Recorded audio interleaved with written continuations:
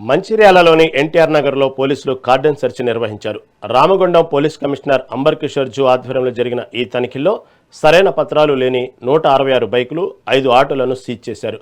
అలాగే 4 బెల్ట్ షాపుల నుంచి 20,000 రూపాయల విలువైన అక్రమ మద్యాన్ని, ఒక తల్వార్ను స్వాధీనం చేసుకున్నారు. 10 మంది రౌడీ షీటర్లకు కౌన్సిలింగ్ ఇచ్చిన చట్ట వ్యతిరేక పనులకు పాల్పడితే కఠిన చర్యలు ఉంటాయని హెచ్చరించారు. ప్రజల్లో భద్రతాభావం పెంపొందించడమే ఈ తనిఖీల ముఖ్య ఉద్దేశమని సిపి స్పష్టం చేశారు.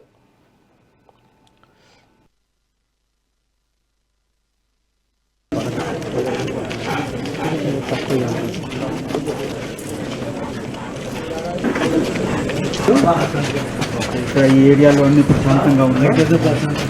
చేశారా ఇప్పుడు కూడా 100 డైల్ చేశారా? ఫోన్ చేసాం అంటుండు సార్.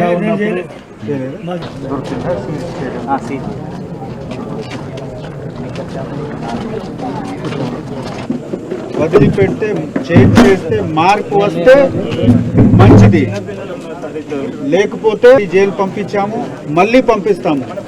ఇప్పుడు పంపించినా బయట రావడానికి ఉండదు. కానీ మీరు మంచిగా చేంజ్ అయ్యి మంచి మనిషిగా ఉంటే ప్రశాంతంగా ఉంటాం. మళ్ళీ పోతే 2 ఏళ్ళు పంపిస్తాం.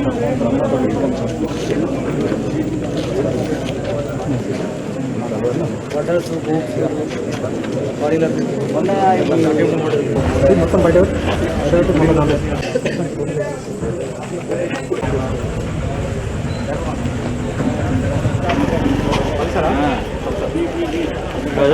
మీడియా మొత్తం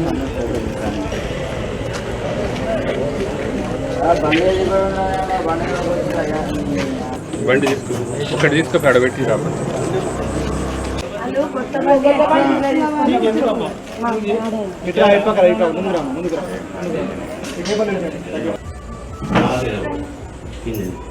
ఒకరి కిందకి వెళ్తాను.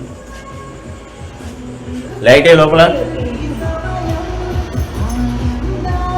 లోపల లైట్ అయిపో.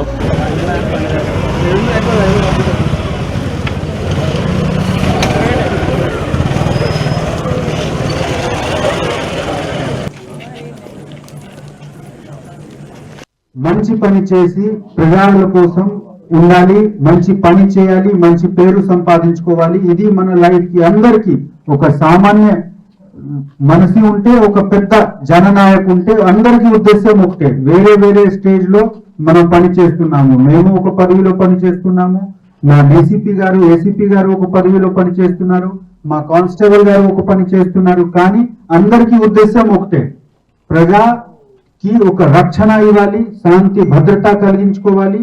అదే విధంగా మనము ఏ పదవిలో ఉన్నా మన ఉద్దేశం ఒకటే ఉండాలి, మంచి మనిషి ఉండాలి.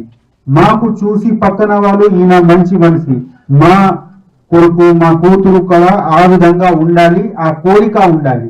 ఈ విధంగా ఉంటేనే మీ లైఫ్ సఫలం ఉంటది, సక్సెస్ఫుల్ ఉంటది. ఇక్కడ నేను చూస్తున్నాము చాలా మంది యూత్ ఉన్నారు, చూసి నేను హ్యాపీ ఫీల్ చేస్తున్నాము. ఎందుకు? మీ మీద రేపు ఈ రాజ్యంకి, ఈ దేశంకి ఆధారం మీదే.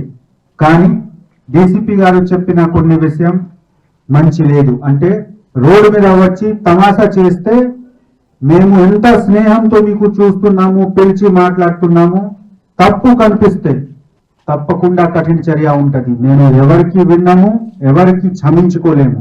ఎందుకు? ఒక మనిషి చేసిన తప్పుతో 10 మందికి బాధ ఉంటది. ఆ 10 మందికి బాధ సమాధానం కోసం ఒక మనిషికి దండం ఇవ్వడానికి ఉంటే తప్పకుండా మేము ఇస్తాము. కానీ అది మా ఉద్దేశం, ముఖ్యమైన ఉద్దేశం లేదు. ముఖ్యమైన ఉద్దేశం మీ అందరికీ ఒక కరెక్ట్ దారి, ఒక మంచి దారిలో తీసుకువెళ్ళాలి.